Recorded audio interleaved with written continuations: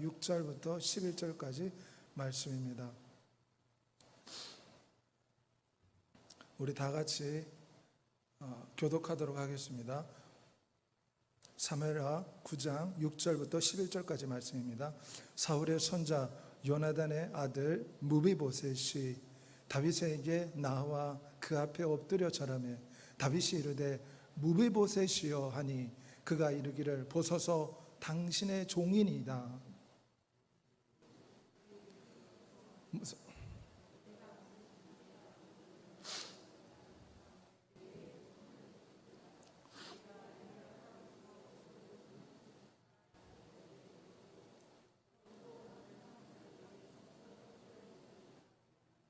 그가 절하여 이르되 이 종이 무엇이기에 왕께서 죽은 개 같은 나를 돌아보시나이까 하니라.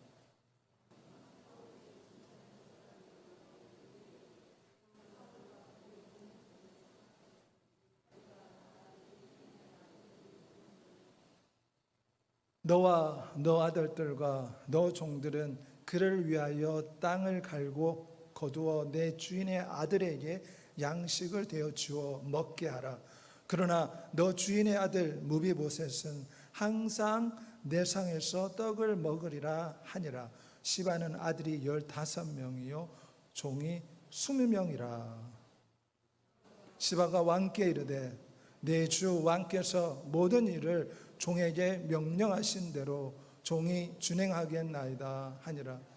무비보셋은 왕자 중 하나처럼 왕의 상에서 먹으니라. 아멘. 이 금요 기도에 참여한 여러분에게 지금도 살아계신 우리 주 예수 그리스도의 은혜가 충만하시기를 소원합니다.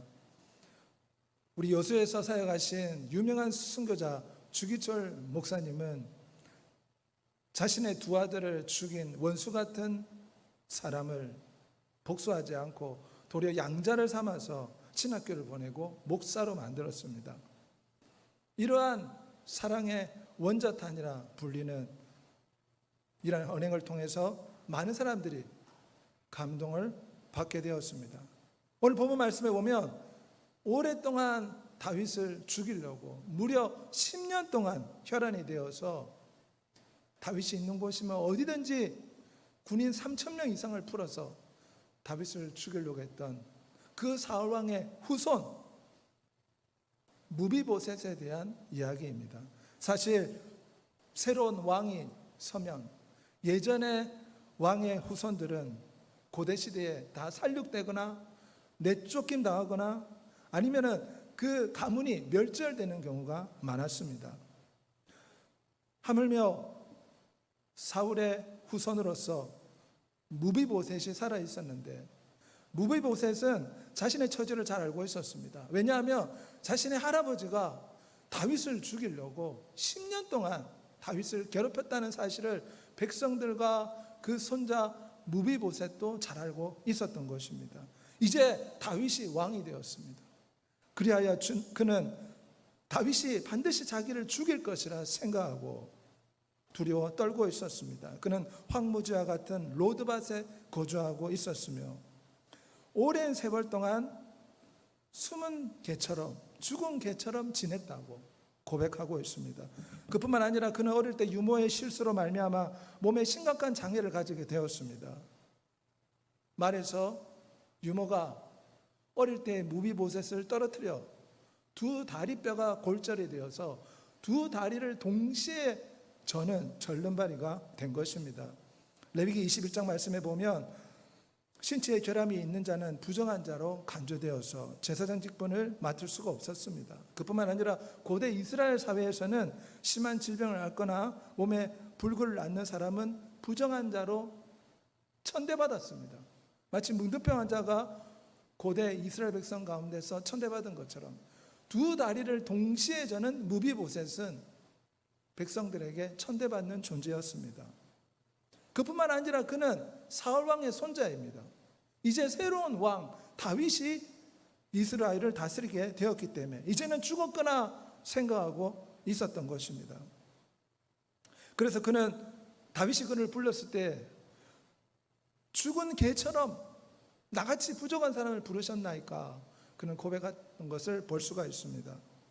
하지만 다윗은 이 무비보셋을 죽이지 않고 도리어 그에게 큰 환대와 축복을 해줍니다. 사실 다윗과 요나단은 20년 전에 아주 절친 관계였습니다. 특별히 요나단이 다윗의 죽을 위기에서 여러 번 건져주었습니다. 그리고 다윗과 요나단은 서로 간에 하나님을 앞에 세워두고 하나님 앞에 맹세를 하였습니다. 만일에 다윗이 왕이 된다면 요나단의 자손을 반드시 돌아볼 것이라고 다윗과 요나단이 하나님의 이름으로 하나님을 증인 세워서 맹세한 것이 사무엘상 18장에 또 사무엘상 20장에 나와 있습니다.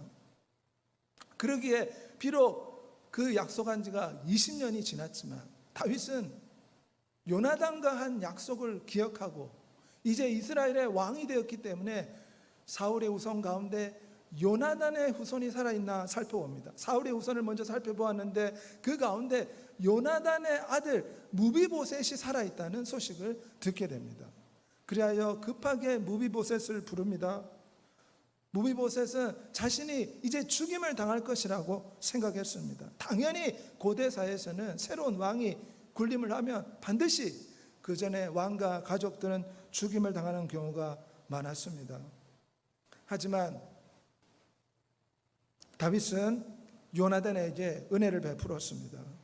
3절 말씀에 보면 그 사람에게 내가 하나님의 은총을 베풀리라. 이 말은 요나단과의 언약은 하나님 앞에서 맹세한 것이기 때문에 내가 무비보셋에게 은혜를 베푸는 것은 무비보셋에게 하나님의 이름을 의지해서 하나님의 은총을 대신 베풀어 주는 것이다. 그렇게 생각한 것입니다.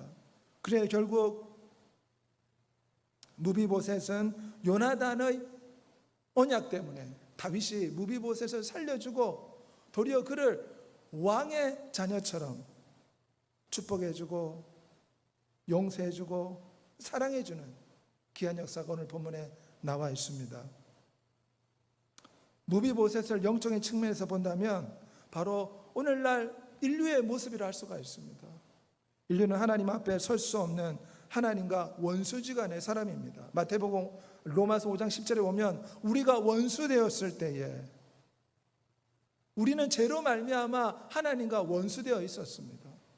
죄와 사마의 범에 짓눌려서 육체의 정욕과 안목의 정욕과 이생의 자랑을 쫓아서 부끄러운 삶을 살았습니다. 죄 가운데 빠져 있었습니다. 마땅히 무비보셋처럼 죽음의 날을 기다리고 영원한 지옥 형벌을 받아야 할 사람들이었습니다. 하지만 위대하신 하나님께서는 예수 그리스도의 새 언약의 피를 보시고 무비보셋 같은 우리를 살려주셨습니다. 당연히 무비보셋은 죽음을 당해야 되지만 요나단과의 언약 때문에 그는 살아났습니다. 마찬가지로 오늘 예수 그리스도를 믿는 자는 예수 그리스도의 새 언약의 피 때문에 우리가 죽음에서 살아나게 된 것입니다. 마태복음 26장 28절에 보면 이것은 죄사함을 얻게 하려고 많은 사람을 위하여 흘리는 바 나의 피 곧 언약의 피라. 고린도전서 11장 25절에 보면 이 잔은 내 피로 세운 새 언약이니 이것을 행하여 마실 때마다 나를 기념하라. 요나단의 언약으로 무비보셋이 죽음에서 살아난 것처럼 예수 그리스도의 십자가의 새 언약의 피로서 우리는 죽음 가운데서 새 생명을 얻게 된 것입니다. 예수 그리스도의 그 새 언약의 피가 우리를 죽음에서 구원하여 하나님의 자녀 삼아주시고 천국 시민권을 주시고 하나님의 신부가 되는 놀라운 복을 주셨습니다. 새 언약의 피가 지옥에 떨어질 인생을 택한 족속으로 왕같은 제사장으로 거룩한 나라요 천국 시민으로 그의 소유된 백성으로 변화시켜 주신 것입니다. 그러므로 우리는 이 십자가의 새 언약을 생각하며 늘 하나님 앞에 감사하는 삶을 살아야 될 줄 믿습니다. 무비보셋은 요나단의 언약을 기억하고 다윗이 살려주었을 때 그는 평생에 다윗에게 고마워했습니다. 마땅히 죽임을 당해야 되는데 살려주었으니 얼마나 감사합니까? 그뿐만 아니라 사울 왕의 모든 재산을 다윗은 무비보셋에게 돌려줍니다. 오늘 본문 9절과 10절 말씀해 보면 사울의 사환 시바를 불러서 사울 왕이 가졌던 모든 밭과 모든 재산을 무비보셋에게 다 넘겨줍니다.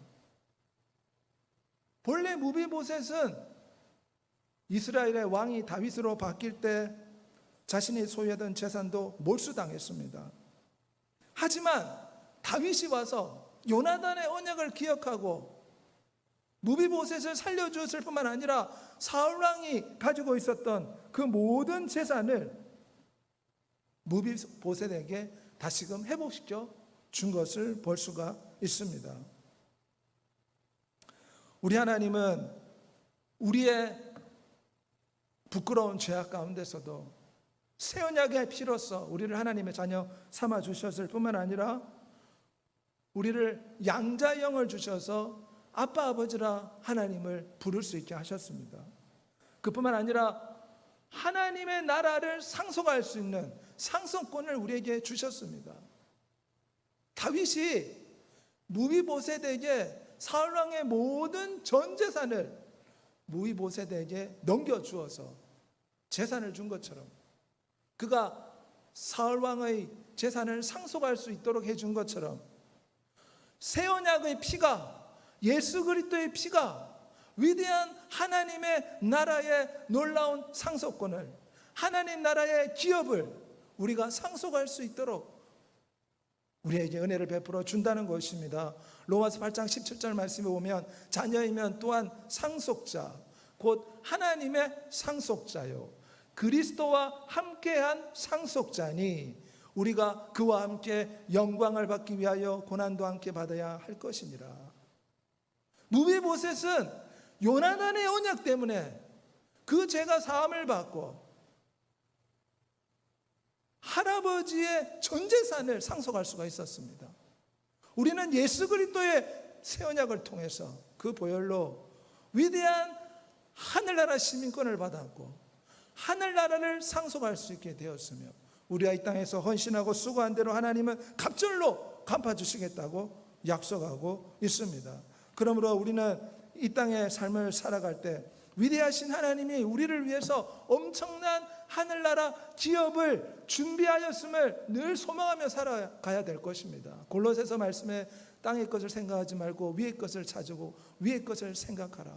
이 말은 믿음의 선진들이 하나님의 주시는 상급을 바라보고 이 땅에서 신앙의 경주를 힘써 행한 것처럼 우리는 하나님이 주시는 놀라운 하늘나라 상급을 바라보며 소망 가운데서 신앙생활을 해야 될 줄 믿습니다. 갈라디아서 4장 7절에 보면 하나님으로 말미암아 유업을 받을 자 상속자가 되었다고 성경은 우리에게 말해주고 있습니다. 그러므로 우리는 이 땅에서 어떠한 삶을 살아야 됩니까? 우리는 새 언약의 피로 우리의 죄가 용서받았습니다.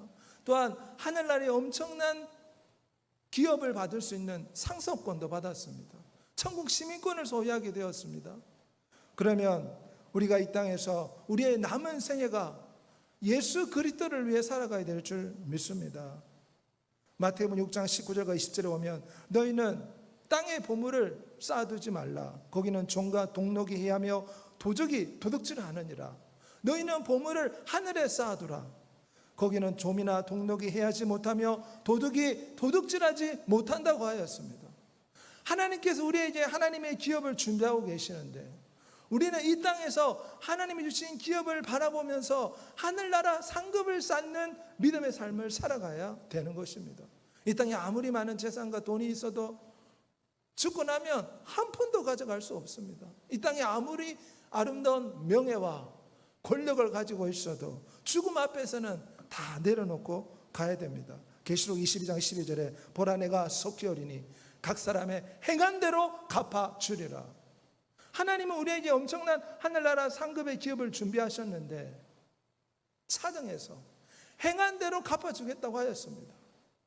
많은 사람들은 얼마씩 적금이나 저축을 해서 많은 돈과 재산을 모아서 필요한 데 이용하게 쓰려고 합니다. 하지만 우리는 또한 위대하신 하늘나라에 저축하고 적금을 넣듯이 전도하고 지도하고 선행을 행하며 아버지의 말씀을 실천하는 상급을 쌓는 믿음의 행동을 해야 될 줄 믿습니다. 예수 그리스도를 믿는 자는 상 주시는 이심을 바라보라고 히브리서 11장에 말씀하고 있습니다. 믿음으로 청소하고, 믿음으로 교회 나와서 봉사하고, 믿음으로 전도하고, 직장에서나 사회에서나 일을 할 때 믿음으로 주님의 나라를 위해서 주님의 상급을 바라보며 내가 일을 하겠다, 그런 각오로, 그런 소망과 그런 믿음을 가지고 살아가야 될 줄 믿습니다. 달란트 비유에 보면 슬기로운 자는 5달란트, 10달란트 남겼지만 미련한 자는 게으르고 나태해서 달란트의 결실을 맺지 못하고 땅속에 숨겨두었습니다. 주인이 와서 바깥 어두운데 내보내버렸습니다. 그러므로 우리는 지금 내가 당하고 있는 지극히 적은 것에 충성해야 됩니다. 누가복음 16장 10절에 지극히 적은 것에 충성하는 자는 큰 것에도 충성하고, 지극히 적은 것에 불충성하는 자는 큰 것에도 불충성한다고 했습니다. 지금 교회 나와서 기도하지 못하면 나중에 어떤 어려움과 시련 앞에서 하나님 앞에 기도할 수 있다고 장담할 수가 있습니까? 지금 하나님 앞에서 봉사하고 섬기고 전도하지 못한다면 언제 주님 앞에 나와서 이후에 전도할 수 있다고 자랑할 수가, 감히 말할 수 있겠습니까? 지금 내가 당한 이 환경, 이 순간에 가장 작은 것부터 충성하고 헌신하고 전도하고 기도하고 예배하고 어려운 사람들을 도와주고 착한 행동을 끊임없이 베풀 때 우리는 천국의 상급을 쌓는 지혜로운 자가 될 줄 믿습니다. 단지 텔레비전 앞에서 우리의 시간을 허비하고 세상의 일에 너무 바빠서 하나님의 나라의 상급을 쌓지 못한다면 이 또한 하나님 앞에서 바른 태도가 아닌 줄 믿습니다. 우리의 모든 짜투리 시간이라도 어찌하든지 직장에서는 친절과 사랑을 베풀어서 우리가 진정한 진짜 크리스찬임을 증명할 수 있어야 됩니다. 가정과 사회에서는 예수 그리스도의 향기가 나는 착한 행실과 착한 말을 통해서 그리스도의 향기가 나는 삶을 삶으로 말미암아 사회와 가정과 직장에서 작은 일에 헌신하고 충성하는 자가 되어야 될 줄 믿습니다. 매일의 삶에서 삶의 향기가 나는 사람이 진짜 작은 일에 충성하는 사람입니다. 우리의 인격에 향기가 나야 됩니다. 우리의 말에 향기가 나야 됩니다. 우리의 직장에서나 사회에서나 가정에서 우리의 삶의 모습에서 그리스도의 모습이 나타나야 됩니다. 이것이 작은 일부터 충성하는 모습이요 하늘나라 상급을 바라보는 진정한 믿음의 행위임을 늘 기억하시길 바랍니다. 그뿐만 아니라 무비보셋은 할아버지의 전 재산을 상속받았을 뿐만 아니라 다윗 왕의 식탁에서 같이 식사하는 아주 특권을 받게 됩니다. 11절 말씀에 보면 무비보셋이 항상 다윗 왕 앞에서 식사하였다고 성경은 말씀하고 있습니다. 그는 재산을 다 상속받았을 뿐만 아니라 왕의 자녀처럼 다윗상 앞에서 같이 식사하는 그런 권한도 얻게 된 것입니다. 왜냐하면 다윗은 늘 무비보셋과 함께 있고 싶어 했습니다. 같이 식사를 한다는 것은 서로 간에 정을 나누고 동고동락하며 어찌하든지 그와 함께 있고 싶은 그런 다윗의 마음을 나타낸 것이라 할 수가 있습니다. 마찬가지로 예수 그리스도의 십자가의 언약의 피는 우리의 죄를 용서하고 하나님의 자녀 삼아주시고 천국 시민권을 얻어 하나님의 나라를 상속할 수 있는 복을 주었을 뿐만 아니라 주님과 함께 영원토록 먹고 마시는 동고동락하는 복을 우리에게 주셨다는 것을 기억해야 됩니다. 계시록 3장 20절에 볼지어다 내가 문 밖에 서서 두드리노니 누구든지 내 음성을 듣고 문을 열면 내가 그에게로 들어가 그로 더불어 먹고 그는 나와 더불어 먹으리라. 이것이 진짜 크리스찬의 삶입니다. 날마다 주님을 먹고 마셔야 될 줄 믿습니다. 요한복음 6장 55절과 56절 말씀에 다 같이 읽어보도록 하겠습니다. 내 살은 참된 양식이요 내 피는 참된 음료로다. 내 살을 먹고 내 피를 마시는 자는 내 안에 거하고 나도 그의 안에 거하나니. 다윗 왕이 무비보셋과 함께 날마다 왕의 식탁에서 교제하기를 원하듯이 위대하신 예수 그리스도는 우리와 함께 매 순간 주의 살과 주의 피를 먹고 마심으로 주님의 왕의 식탁 앞에 영적으로 교제하는 믿음의 삶을 우리가 살아가기를 간절히 원하신다는 것을 우리는 기억해 볼 필요가 있습니다. 요한복음 6장 57절에 보면 살아계신 아버지께서 나를 보내심에 내가 아버지로 말미암아 사는 것 같이 나를 먹는 그 사람도 나로 말미암아 살리라. 위대하신 하나님 예수 그리스도는 새 언약의 피로 우리를 죄 용서해 주시고 하나님의 자녀 왕같은 제사장 거룩한 나라의 시민으로 세워줬을 뿐만 아니라 하늘나라를 상속하게 해줬을 뿐만 아니라 우리와 늘 함께 있고 싶어 합니다. 가지가 포도나무에부터 생명의 진액을 매 순간 공급받듯이 주님은 우리와 동고동락하기를 원하십니다. 골로새서 2장에 예수 그리스도는 우리 안에 내주하고 있다고 말씀하고 있습니다.